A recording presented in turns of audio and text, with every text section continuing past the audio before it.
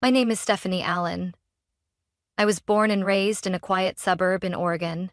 From the outside, my family looked like the picture of middle-class American life.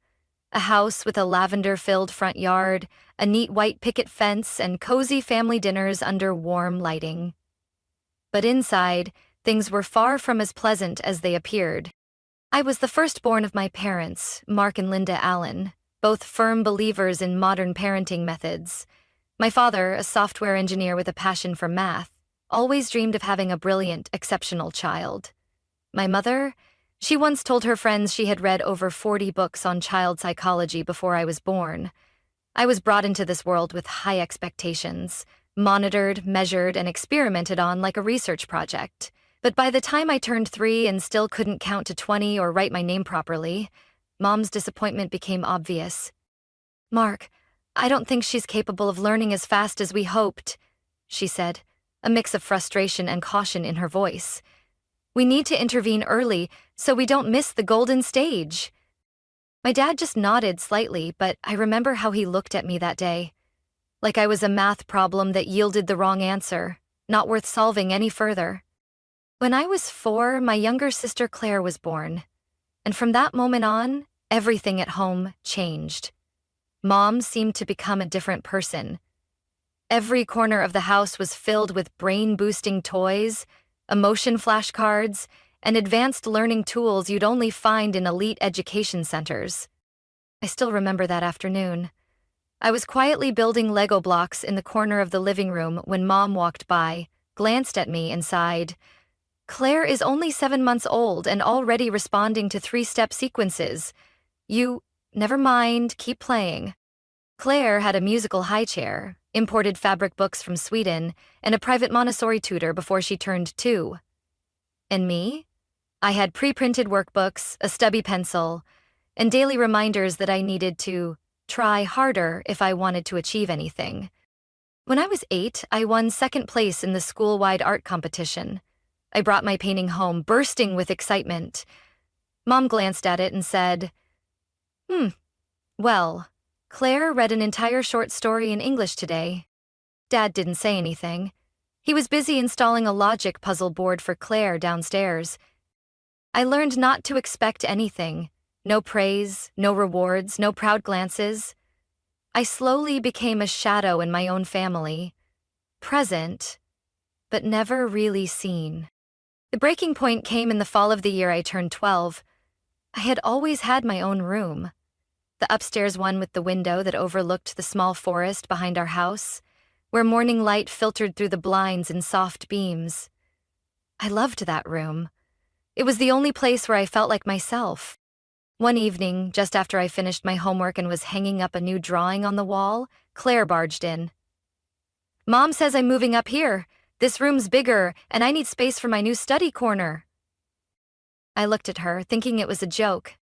"No," I said firmly, "this is my room." Claire shrugged and walked out. Less than 24 hours later, when I got home from school, everything had changed. My things had been moved into the smaller room next to the laundry room. The old room now had Claire's name on it, packed with new learning equipment and a pristine white study desk.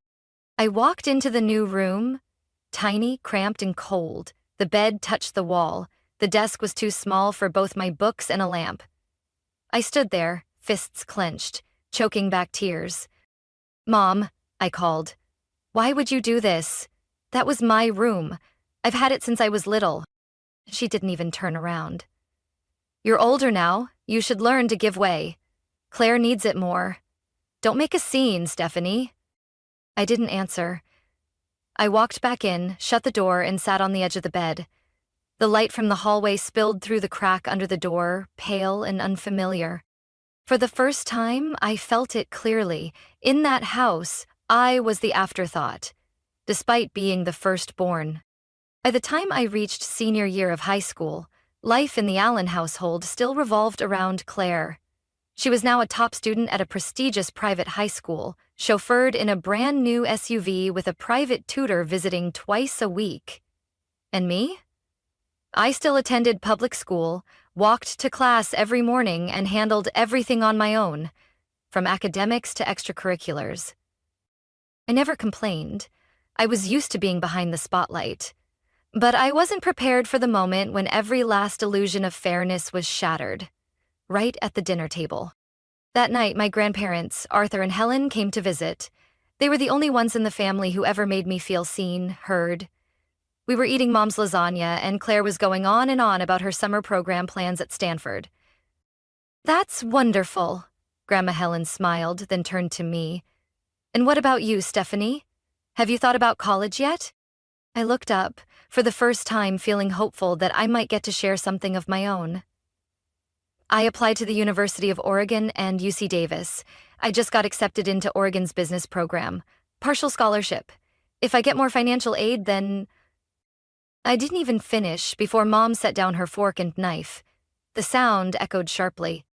"Stephanie," she said, her voice tight, "your father and I have talked. We can't provide more help with your tuition this year." I blinked. "What?" Dad jumped in as if rehearsed. "We need to prioritize Claire. She's been invited to an Ivy League prep program. It's a rare opportunity." My heart sank. "So, all the college savings you said were for both of us are going to Claire?" Mom sighed like she was stating the obvious. "Claire has real potential. You, Stephanie, might want to consider starting at community college and transferring, or taking time to work isn't a bad option either." Not a bad option? It took me a moment to realize they were completely cutting me off. The room went silent. No one spoke, except for the quiet clink of Grandma Helen's spoon against her plate. "Linda," she said, her voice low but firm. "Both girls are my granddaughters. I can't sit here and watch one be cast aside." Mom pursed her lips. "Mom, this isn't—" "Yes, it is," Grandpa Arthur interrupted. "It absolutely is our business." That night, as I was clearing dishes in the kitchen, Grandma Helen came over, gently placing a hand on my shoulder. "You don't have to carry this burden anymore," she said. "We'll pay for your college tuition. All of it. No loans needed." I turned, eyes red. "But that's too much money." "It's not too much when it's an investment in someone who tries," she smiled gently. "You don't need favoritism to shine, Stephanie. You've already done it on your own." That fall, I moved into the dorms at the University of Oregon. The day I left home, Mom gave me a half-hearted hug at the door and said, "Be frugal, and don't expect anything from us." Claire didn't even look up from her phone. I stepped out of that house, dragging my suitcase across the front yard path, feeling like I had just opened a new door. One without condescending stares or bitter comparison. College was a different world. There, I wasn't the average kid, no longer the shadow behind a self-proclaimed genius. I was Stephanie Allen, a business student with a sharp mind and an unbreakable spirit. Professors praised my strategic thinking. Friends came to me for help with assignments, and every weekend night I called my grandparents to tell them about every small step forward I made. My parents didn't call. They didn't check in either. And strangely, I wasn't upset. I didn't need it anymore. I had stopped seeking validation from a place where it was never freely given. What I had now was real value, one that came from within. I entered my senior year of college with a sense of certainty I had never dared to imagine. Thanks to late-night study sessions in the library, part-time shifts at a small downtown cafe where I learned how customers really think, and hours spent devouring every investment model I could find online, I started to get noticed.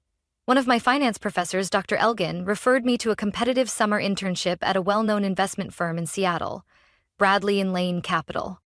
I still remember the first interview. Glass conference room, gleaming oak table, and 3 managers sitting across from me, each holding my resume. "Allen," one of them asked, "what do you think is the most important factor when creating an investment strategy?" I replied, "Understanding, not just the data, but the psychology behind it." They glanced at each other and nodded. I got the offer. And from that summer on, everything changed. After graduating with honors and having a research project published in a financial journal, I was offered a full-time role at Bradley and Lane as a junior investment analyst. I worked tirelessly, learning everything from risk reports, shareholder presentations, to how to read between the lines in volatile market charts. 3 years later, during a routine review of a high-net-worth client portfolio, I discovered something troubling. A group of tech stocks our firm had heavily invested in showed signs of artificial growth. The internal indicators looked unusually strong compared to the overall market. Most analysts saw it as breakout potential, but I didn't. I spent 2 sleepless nights combing through every number, tracing back appendix reports, and finally uncovered the truth. Those companies were inflating revenue through internal transactions, essentially buying their own products to fabricate sales. If we didn't pull out in time, we'd lose at least $32 million, 0 cents, in client funds. I couldn't stay silent. That Monday morning, I walked into the executive boardroom with a 42-page analysis and a risk simulation model. No one interrupted. When I finished, the CFO sat in stunned silence before turning to the CEO and saying, "She just saved the company." Within 3 days, the entire portfolio was restructured according to my proposal. And 6 months later, not only had we avoided a massive loss, but the firm reported an 11.4% growth, the highest in 7 years. I was promoted to lead investment strategist. But I didn't stop there. I started using my after hours to develop a risk scoring system based on market behavior, integrating factors like consumer psychology, social media trends, and global political shifts. It was the kind of thing the industry always called unquantifiable. I called it PRISM. At first, PRISM was a personal project. But after it accurately predicted price swings in 3 major stock groups ahead of key events, upper management took notice. A year later, the system was officially integrated into the firm's core strategy, helping Bradley and Lane surpass 2 of its top competitors in the sector. I still remember the day I was called into the senior boardroom. The CEO, Richard Langley, smiled at me once everyone was seated. "Stephanie," he said, "we're creating an entirely new position, Chief Strategic Investment Officer. And no one is more deserving than you." I could hardly breathe. Just 4 years earlier, I was told I might want to work for a while and figure things out later. That role wasn't just a title. It was proof of everything I had overcome, from being the forgotten child in my own family to becoming the one leading the table in a multi-million-dollar firm's boardroom. That evening, I didn't celebrate with champagne or a party. I went to my grandparents' house, a simple red brick home filled with warmth. Grandma Helen was baking, and Grandpa Arthur was making tea. I laid the appointment letter on the table. They looked at each other and smiled. "Little Stephanie," Grandpa said, now leading the way. I looked at him, then at Grandma, the first person who believed I didn't have to be exceptional to be worthy. For the first time, I didn't need anyone's approval. I had already proven it. To myself. With quiet grit, relentless effort, and unwavering belief. After accepting the role of Chief Strategic Investment Officer at Bradley and Lane, I knew I needed to mark the moment. Not with grandeur, but with a small, warm gathering for those who had stood by me. My grandparents, a few close friends, a couple of trusted colleagues. When I mentioned the idea to my mother, she immediately offered, "You should let us host it. Do it at home, make it more intimate, the family can reunite too." I hesitated, but she continued, "You just need to send the money for catering and decorations. I'll handle the guest list and everything else." I was unsure, but thought maybe, after all these years, this could be our chance to start over.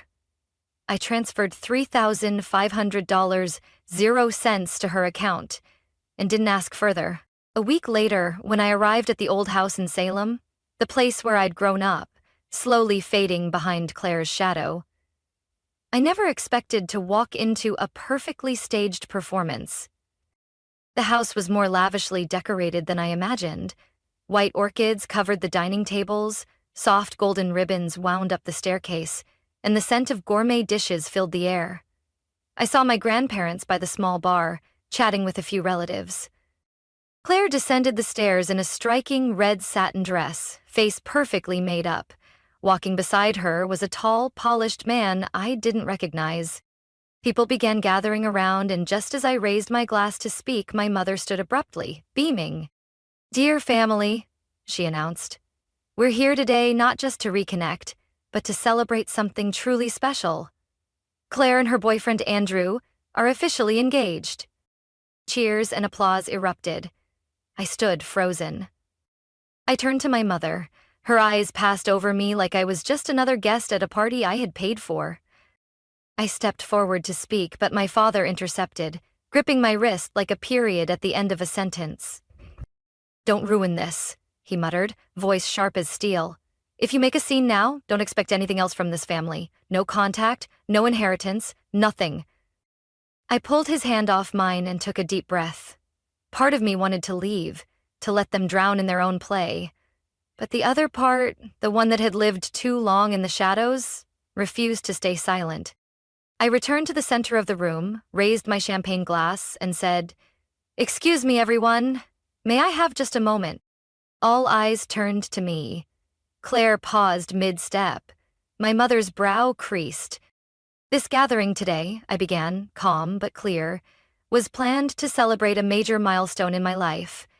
I was recently named Chief Strategic Investment Officer at Bradley & Lane, a major financial firm in Seattle." I paused, scanning the room. "I'm the one who sent the money for this event. My mother agreed to organize it, and never once mentioned it would be turned into an engagement party." Murmurs rippled through the room. My grandparents stood still, stunned. "I'm not against Claire's engagement," I continued. "What I can't stay silent about is the fact that my own family tried to erase me from my own moment, just like they did all throughout my childhood." Andrew turned to Claire, confusion in his eyes. "You told me this was just a family gathering." Claire's face flushed. "Andrew, I just wanted to wait for the right time." "By using your sister's money to stage your big reveal?" he cut in, voice lowering. "I came here expecting to feel welcomed, not to watch someone be pushed out of their own moment." He set his glass down and walked away. Claire chased after him, in vain.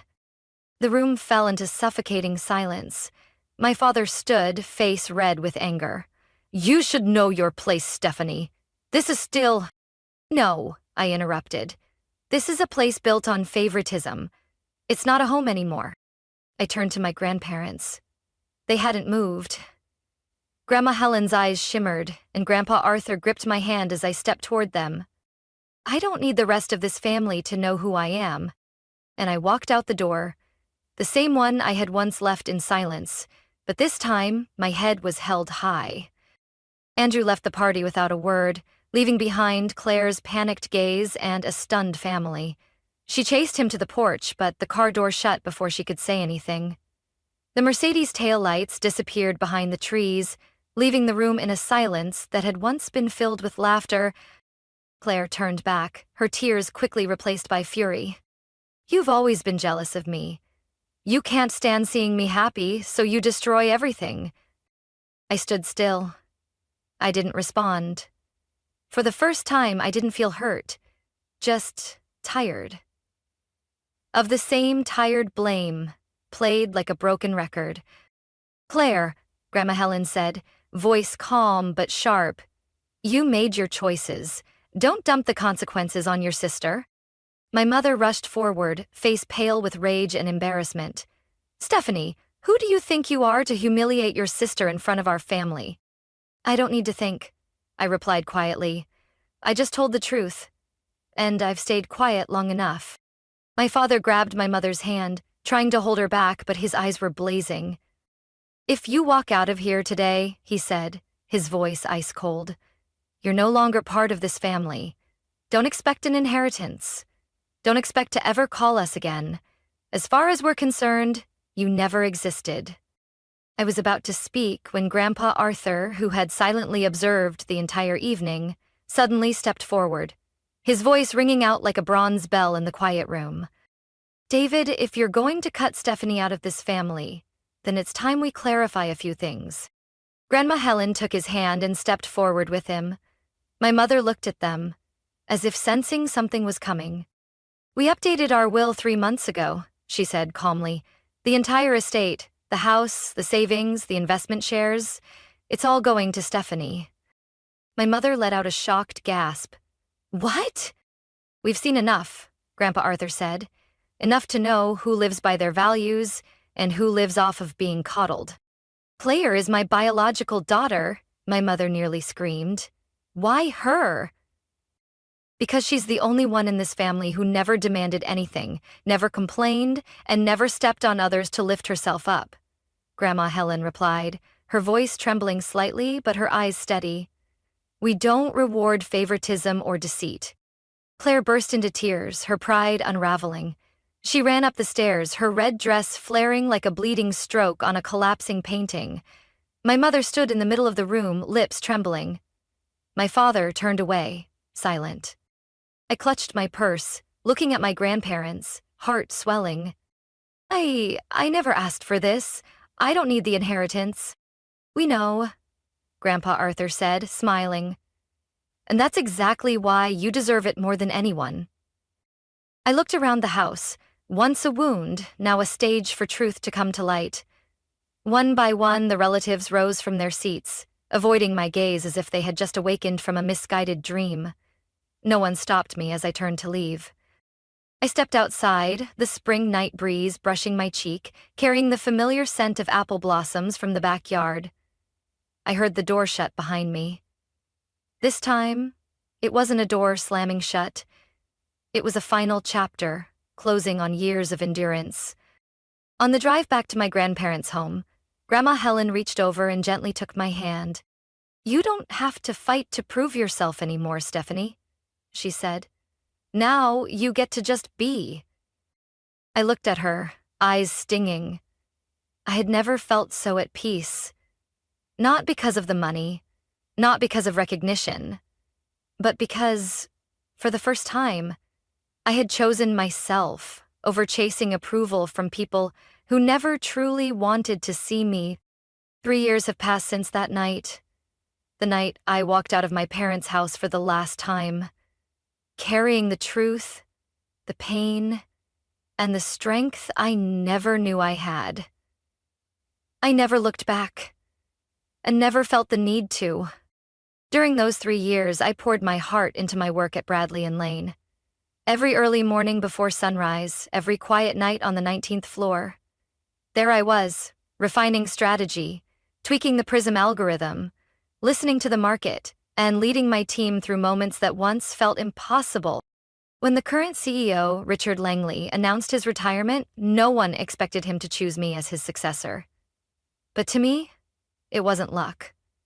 It was the result of every effort, every sleepless night, and every hard decision I had ever made.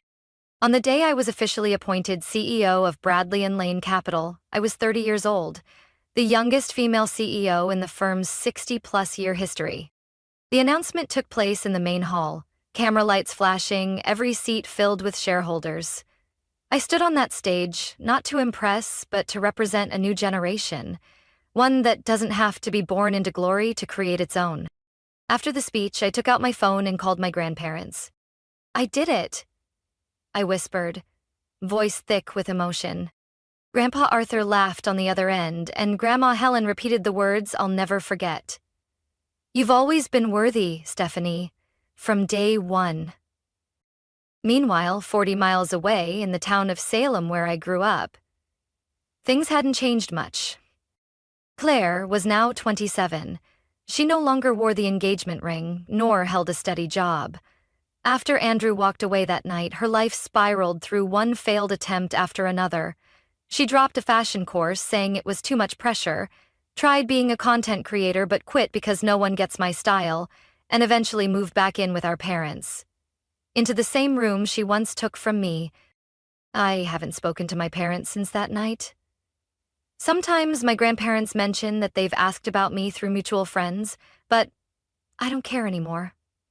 I've learned that not every relationship is meant to be kept, especially when it's built on denial and selfishness.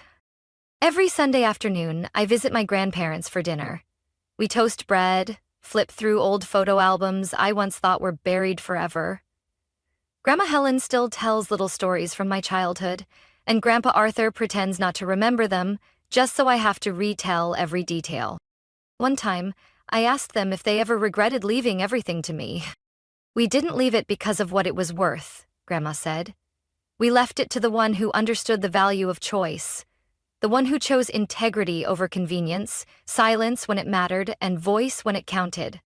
I smiled, because I knew that was the greatest inheritance they gave me. Not assets, but faith. One spring afternoon, as I was leaving the office after a global strategy meeting, I saw someone waiting in the main lobby. I squinted, then realized it was Claire. She looked thinner, her gaze uncertain, but still wore her signature look. Designer coat and polished heels. "I'm not here to apologize," Claire said immediately, like a shield. I just want to know how you're doing so well, without anyone lifting you up." I looked at her, not angry, not pitying, because I once had nothing, Claire, and that's when I learned to stand on my own. "That's something you've never had to do." Claire stared at me for a long moment. She said nothing, then turned and walked away. I don't know if she'll ever change, but I do know I'll never go back to being the sister who always yielded, always endured, always stayed silent to keep the peace. I walked back to my office, where my team was waiting to build something new together.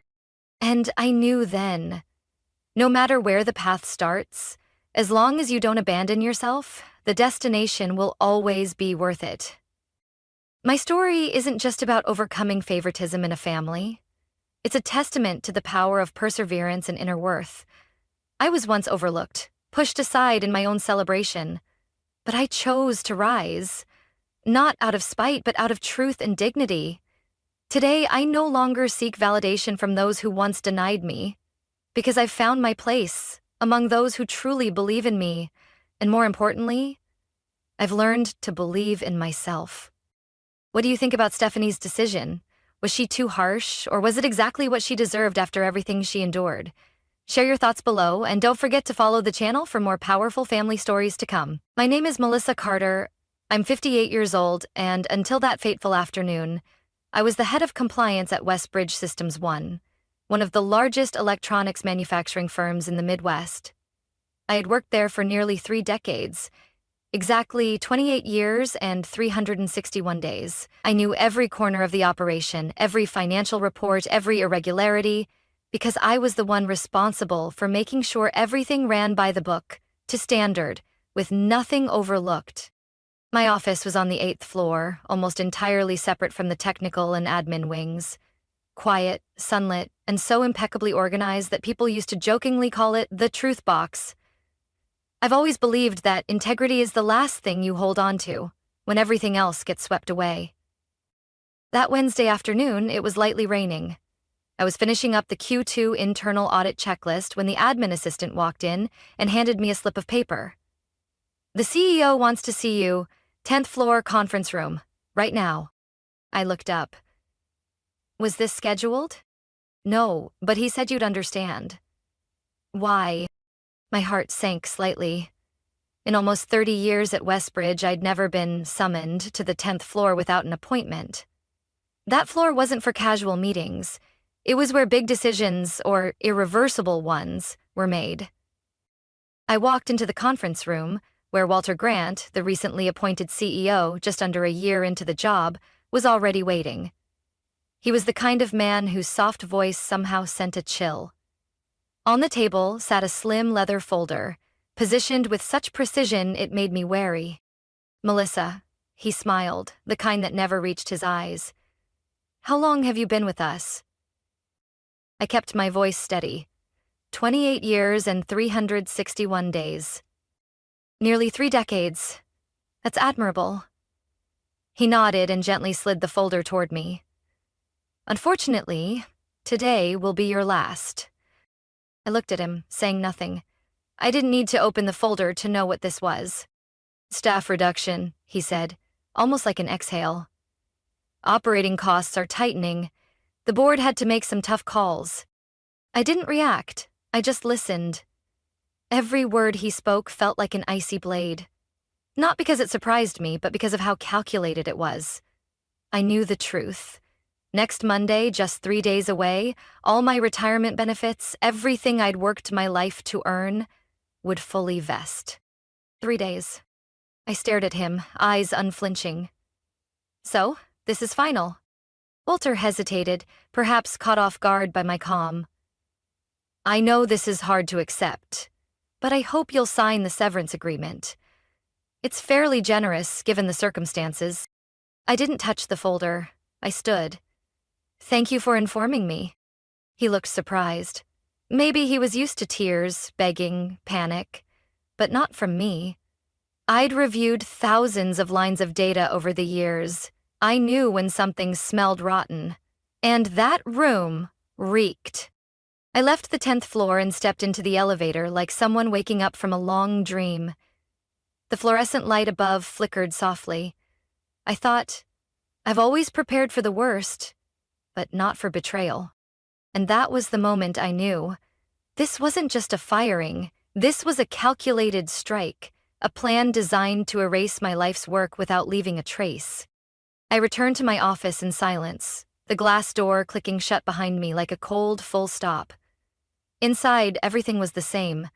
The weekly planner, my half-drunk coffee, the file I'd been reviewing. But I knew, after today, nothing would be the same. On the desk sat the folder Walter had given me, as if someone had already placed it there. Bold print on the cover, internal severance agreement. I flipped through a few pages. My eyes stopped at clause 12. The employee agrees to waive any right to sue, dispute, or pursue financial claims, including but not limited to pensions and accrued dividends from the time of signing. I set it down, calm. Everything was clear. They weren't cutting budgets. They were cutting me out. A plan, calculated down to the hour, the day. If I signed before 5 p.m. tomorrow, I'd get 3 months' pay. If I didn't, nothing. No pension, no insurance, no proof of 28 years of service. I picked up the phone and called Kelly, our HR assistant. Melissa! Her voice shrank when she heard mine. Just one question, I said gently. How many others were let go today? A pause. Just you, ma'am. I gave a faint smile. I see. I hung up before she could say more. My hand tightened around the phone, not from fear, but from clarity. This was a personal elimination, and I was the target. I packed in silence. A photo of my late husband, Henry, gone 8 years now from a long illness. The ceramic mug my daughter gave me on my 50th birthday, scribbled with, "Mom, you're the strongest person I know." And the framed certificate honoring my 25 years of service, the one they now wanted me to forget like a spilled ink stain. I left the building, escorted by a security guard I didn't even know. He said nothing except, "Have a good afternoon." The rain had stopped. I sat in my car for a long time, listening to the wipers push away the last drops. My mind wasn't chaotic like I thought it would be. Instead, I felt sharply awake. I drove home through familiar streets, past the bookstore Henry and I used to visit every weekend, past the coffee shop where I met my book club friends. There was a creeping sense of loss. But I wouldn't let it swallow me, not today. The moment I stepped inside, I poured a glass of water and sat at my desk. I opened Walter's folder, laid out every document, and photographed each page. I wasn't going to sign, but I was going to document every word, every timestamp, every phrase, even the handwritten note from Walter on the final page. I hope you understand. This is best for everyone. Best for whom? I opened the safe in the corner of my study and pulled out a file I'd kept for 4 years. Memos, emails, copies of financial reports I'd archived whenever something felt off. I had suspected but never confirmed, until 2 weeks ago. 2 weeks ago, I discovered a shipment worth over $3 million. 0 cents had been sent without any valid inspection certifications. When I asked, I got a chilling reply from management. "Don't complicate things, Melissa. Just trust that the system is working." And now that system had moved to remove me. I'm not someone who seeks confrontation, but I believe in truth. And this time, the truth wasn't in that severance packet. It was in the numbers they tried to bury. I opened my laptop, typed in my password, and began an email. Recipient: Andrew F. Walters. An old friend, former investigator with the Office of the Inspector General, now a special advisor at the Treasury Department. Subject: urgent, internal, concerns at Westbridge Systems. I don't know what will happen after this email, but I know one thing. They tried to silence me, and they picked the wrong person. That night, I didn't sleep. Not out of fear, but because my mind wouldn't stop working. I sat in my study, the soft yellow desk lamp casting light over years' worth of carefully sorted and marked documents. Someone once asked why I kept everything so meticulously. I always said, occupational habit. But deep down, I had known something wasn't right for a long time. Westbridge Systems was never a perfect company, but ever since leadership changed in my 24th year there, something had started to go murky. Temporary expenses, adjustments in quarterly revenue reports, and last-minute approval requests late in the workday. None of it felt coincidental anymore. I opened the safe again, not to double-check documents this time, but to find an old business card I had tucked away in a leather notebook. Henry's anniversary gift to me on our 20th year together. The card was slightly faded. Jonathan Miles, Senior Investigator, SEC Chicago Division. Jonathan had worked on a joint project with Westbridge 7 years ago.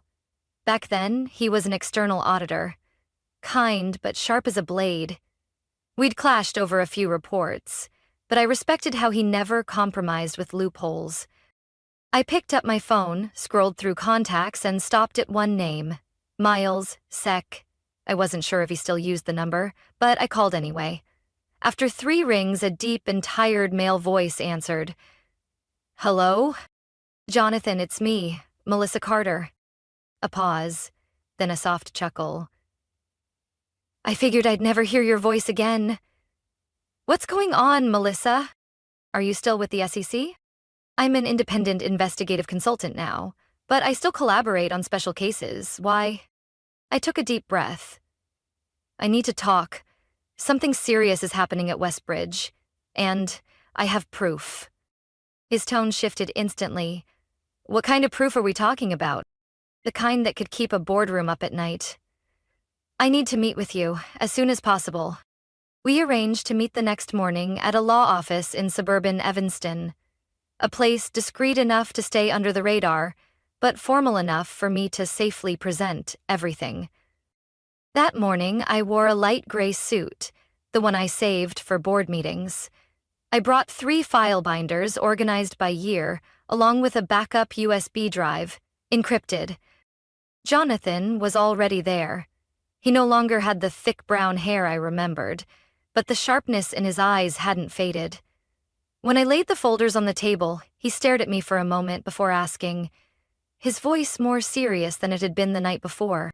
"Are you sure you want to go through with this, Melissa? If this is what you say it is, we're not talking about an isolated case. This would trigger a federal investigation." I nodded without hesitation. "I don't want to." But they left me no choice. For the next 2 hours, I laid out everything. Emails, reports, timelines. From requests to align data with media strategy, to backdated quality certifications, to vague representation expenses, with no documented destination. When I finished, Jonathan leaned back in his chair, eyes fixed on the pile in front of him. "They terminated you before your retirement kicked in, didn't they?"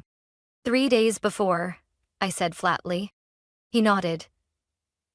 "That's the dumbest thing they've ever done, and it might be what brings their entire system down." I said nothing, but inside I knew. This was the point of no return. Jonathan continued, "I'm sending this directly to the Office of Special Investigations in D.C. I'll need you to stay in close contact. And Melissa, Don't sign anything, no matter how many times they call. I nodded. I won't sign.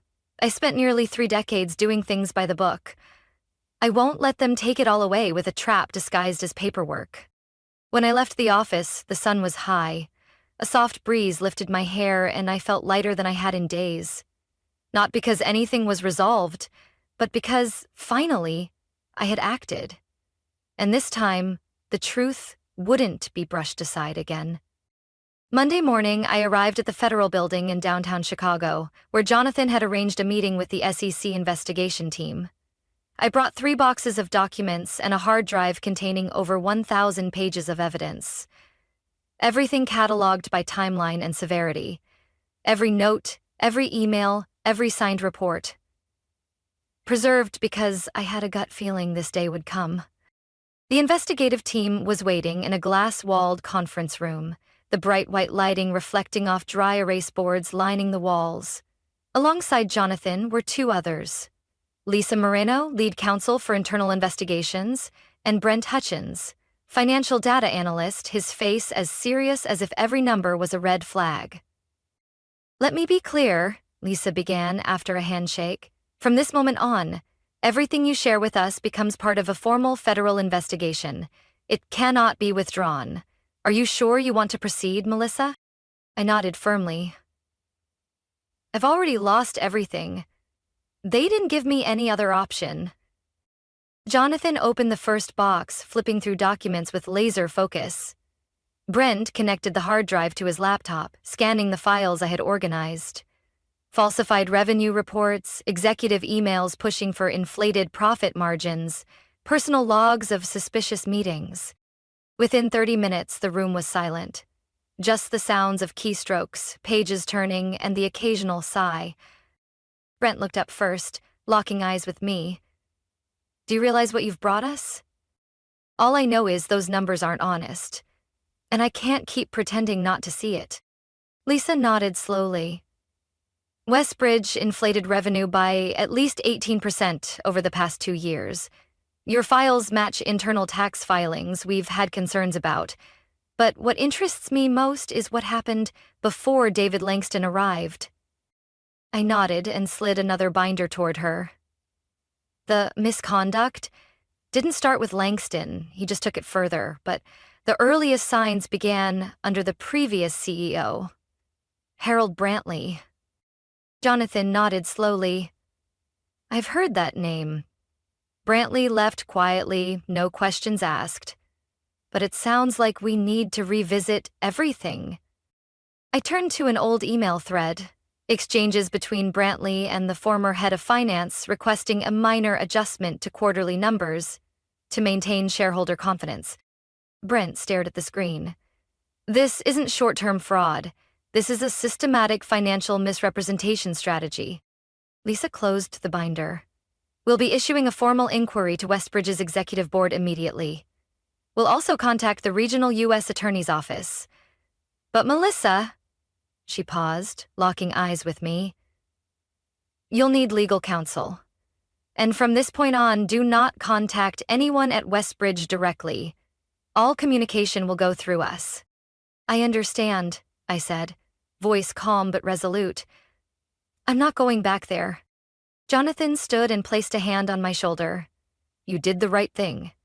I know this isn't easy. But from now on, you're not alone. As I left the building, April sunlight lit the granite steps beneath my feet. People hurried past, unaware that a middle-aged woman had just launched one of the largest financial investigations in the Midwest's manufacturing industry. I don't know what lies ahead, but I know one thing. The silence is over. 3 days after that meeting with the SEC team, my phone started ringing non-stop from early morning. Unknown numbers, no voicemails. I didn't answer. I knew exactly where those calls were coming from. By late morning, an email popped up in my personal inbox. Urgent. Letter from the Westbridge Systems Executive Board. I opened it, and just the first line told me everything was starting to shift. Dear Ms. Melissa Carter, we hereby inform you that the decision to terminate your employment on the 17th has been fully revoked. You are reinstated as a full employee, along with all associated benefits, including your pension and insurance program. Just beneath that, in faint italics, we would also like to discuss with you a potential special advisory role during the upcoming restructuring phase. I sat still for a few minutes, not because I was surprised, but because of how pitifully they were managing the crisis. There was no apology, not a single line admitting wrongdoing. Just damage control dressed up as goodwill. I called my attorney, Donna Reynolds, a sharp, no-nonsense woman in her 60s who never trusted anything that came with a friendly handshake. I read the email aloud to her. She scoffed. Do they really think you'd be thrilled and jump right back in? They're trying to save face, I replied. They know the SEC is digging. And they're desperate, Donna said, because they know you can bring down their entire structure. We agreed not to respond immediately. Instead, Donna sent a brief legal notice. Miss Melissa Carter will not participate in any discussions without her legal counsel and independent investigative representatives present. That afternoon, a member of the board, Mr. Russell McMahon, called my landline at home. He didn't leave a message. When I picked up, he kept it short. Melissa, I hope you understand. We were just following protocol. No one on the board truly wanted you gone. We were under pressure. I cut him off. Pressure from whom, Mr. Russell? From yourself?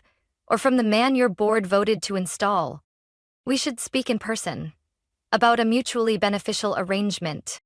I paused, then answered firmly. I'll meet. But not at your offices. And I'm not coming alone. 2 days later, the meeting took place at a neutral law office in Chicago. I came with Donna and a representative from the SEC, just as we had stipulated. Their side included 3 people. Russell, the head of legal, and David Langston.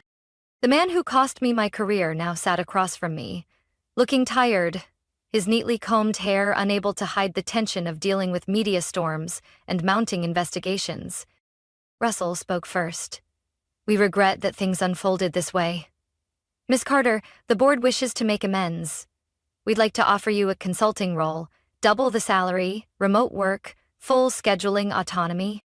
I'm not here to negotiate employment. I cut him off. I'm here to be clear. I'm not signing any gag order. I'm not returning in exchange for silence. I want a full investigation, and public, if necessary. David looked at me, his eyes vacant. Maybe he never believed I'd have the courage to bring it all into the light. Melissa, this doesn't have to go that far. You took away 28 years of my career with one signature, I said. If you think I'll come back and pretend like nothing happened, you've clearly underestimated me. Donna slid a document across the table, prepared by the SEC. A list of 17 formal requests requiring Westbridge's official response, including full budget approval processes, 5 years of financial reports, and all meetings involving revenue adjustment strategies. None of the 3 dared to sign on the spot. You're not willing to cooperate with the board to resolve this internally? Russell asked one last time, a mix of desperation and arrogance in his tone. I tried to do that for 4 years, I answered without hesitation. But when I needed the board, no one spoke up. Now it's time I let the truth speak for itself. I stood, left the room, and didn't look back at their uneasy faces. I wasn't after revenge. I just wanted the truth to come out. And now, the wheels of justice were in motion. And wouldn't stop, just because of a few hollow promises. 3 days after that tense meeting, I sat quietly in my home office, unlocking my personal safe. There was one file I hadn't handed over to the SEC. Not because I forgot, but because I was waiting for the right moment. And now, with Westbridge showing signs of panic, that moment had arrived. The file had a red label, handwritten in black ink. Internal correspondence, Q3 and Q4 Brantley era. Inside were printed emails between Harold Brantley, former CEO of Westbridge, and 3 board members from that time. Russell McMahon, Linda Rowe, and Carlton Daniels. The contents didn't just show that they were aware of report adjustment tactics. They revealed they were directly instructing the finance department to legitimize fictitious revenue. One attachment from the former head accountant even suggested allocating unrealized profits to the current quarter to maintain shareholder confidence. I sent the entire file to Jonathan and Lisa with a short note. "I think it's time we complete the full picture." Jonathan called me almost immediately. "Melissa, this isn't just adding fuel to the fire, this is the match." "And I'd say," I replied calmly, "it's time to strike it." That night, I didn't turn on the TV. But I didn't need to. Over 10 financial news sites ran the headline. Expands investigation into Westbridge Systems. Board members implicated. Investors demand transparency and Westbridge stock plunged 30%. The next morning, the Wall Street Bulletin devoted its front page to the story. The bold headline read, "Whistleblower at 58 Melissa Carter and the fight for truth." They didn't call me a victim. They called me the one who stood up.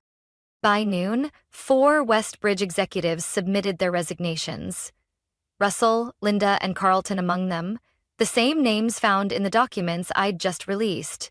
The fourth was Doris Meeks, Director of Communications, who had overseen the PR team's efforts to craft a narrative of positive recovery. I heard the news in a call from Donna, her voice carrying a smile. "You did what an entire external audit committee couldn't. Brought down a crumbling power structure from the inside." "And David Langston?"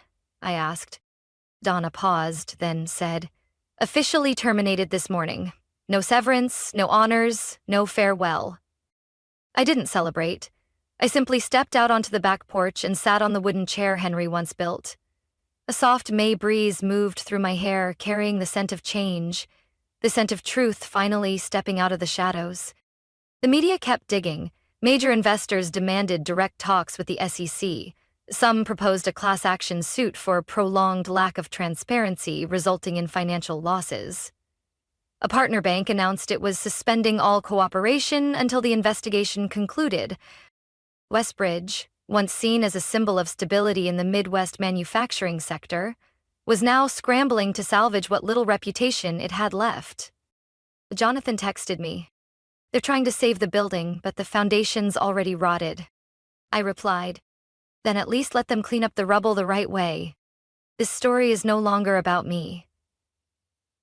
It's become a message, a wake-up call to those who believed silence would always serve power. And I, a 58-year-old woman once cast out for telling the truth, am now living proof that the opposite is just as powerful." The fight wasn't over yet, but for the first time in years, I knew one thing for certain. I was no longer alone. 6 months after I walked out of that law office with the final batch of evidence, I sat in a federal courtroom, facing the other side of the long table covered in blue felt. David Langston entered first. Same expensive suit, same arrogant stride, but this time, his eyes didn't dart around. They were simply empty. Behind him came Carlton Daniels and Linda Rowe, 2 of the 3 board members who used to smile at me during quarterly meetings. They said nothing, walking in quietly like forgotten pawns at the end of a chess game. And then they sat, together, in the defendant's seats. The judge read the charges: securities fraud, falsifying financial statements, and withholding material information from investors. The evidence gathered by the SEC, including the documents I provided, left no room for doubt. In front of federal prosecutors, reporters, and major investors, all 3 admitted to their wrongdoing. There were no outbursts, no justifications. I looked at David, the man who had cast me aside like I was just another name on a layoff list. Our eyes met for a fleeting second, just long enough for me to see it. Not guilt, but defeat. After the hearing, I was brought into a private office to receive official notice from the CCC. Lisa, who had led the investigation from the very beginning, gave me a quiet smile and handed me a thick envelope, along with a document sealed in red. Whistleblower Award. Under SEC Whistleblower Protection Provisions. I opened it and could hardly believe my eyes. 15% of the total fines collected from the case. enough to live the rest of my life without worrying about insurance, medical bills, or retirement. Donna, my attorney, stepped forward and placed a hand on my shoulder. You saw it through. Now it's time to rebuild, on your terms. That evening, I sat in the warm kitchen of the lakeside cabin I had moved into after everything settled. This was the home Henry and I once dreamed of, though we never got the chance to make it real. Until now, I had turned it into reality. A quiet place, where golden afternoon light spilled through the windows, waves lapped gently on the shore, and memories of the only man who ever told me, "Your attention to detail isn't a weakness, it's your superpower." And I decided to do something in his name. 3 months later, the Henry Carter Scholarship Fund was officially established. Its goal, to support women pursuing careers in ethics and corporate compliance fields, often dismissed as dull or unglamorous, yet which I believe are the moral backbone of any economic system. The launch ceremony was small but dignified, held at my alma mater. As I stepped up to speak and saw the faces of young students smiling at me with admiration, I felt something I hadn't in nearly 3 decades. I hadn't been pushed out of the old world. I was opening a new door for the next one. My story didn't end with a verdict or a payout. It continued through scholarship letters from young women saying they wanted to stand up for transparency. Notes of gratitude from single mothers, or from a Latina student who said she never thought she could study finance until she read my story. I was no longer Melissa fired 3 days before retirement. I was Melissa Carter, the woman who chose not to stay silent. And that, I knew, would outlast any court case, any number, any corporation. And on quiet afternoons, when my granddaughter runs giggling through the yard and laughter echoes through the pine trees, I smile quietly. Because I didn't let my life end with a period. I turned it into a reminder. The truth can be buried, but it never disappears. 1 week after the trial ended, I received a FedEx envelope from Westbridge Systems. Inside was a 3-page letter printed on gold-trimmed letterhead, signed by interim CEO Patricia Donovan. On behalf of the new board, she offered a sincere apology and invited me to return as a strategic ethics advisor with full schedule flexibility, a private office, and an unlimited compensation package. I read every line, folded the letter, and placed it in the drawer where I'd once kept my very first employee badge from 28 years ago. Not out of nostalgia, but because I understood. A chapter had ended, and I didn't need to go back to know I had done the right thing. I sent back a short, polite, but firm reply. I am not seeking titles or compensation. What I needed, I have already received. Not from the company, but from my conscience. I will not return. I wish you well in rebuilding a kinder Westbridge. Afterward, I began working with the SEC in several legislative organizations, joining advisory teams on whistleblower protection policy at both state and federal levels. We discussed ways to expand legal support, streamline response protocols, and, most importantly, prevent the kind of subtle retaliation I endured. At 59, for the first time, I was sitting on the other side of the table, not to defend, but to decide. At a policy conference in Washington, D.C., a young compliance officer approached me, eyes brimming with emotion. I was thinking of quitting after discovering misconduct at my company, she said. But then I read about you, and I realized, speaking up isn't destruction, it's repair. Thank you for not backing down. I couldn't help but smile. I wasn't the first, I replied. I'm just one of many who stopped being afraid. Now it's your turn. The rest of the week, I live quietly in my Michigan lakeside cabin, Henry's dream retirement spot with me. In the mornings, I brew coffee and sit on the porch, watching the sun rise over the still water. In the evenings, I walk with my granddaughter, listening to her talk about school and how she dreams of becoming a therapist, so people who feel unheard will finally be listened to.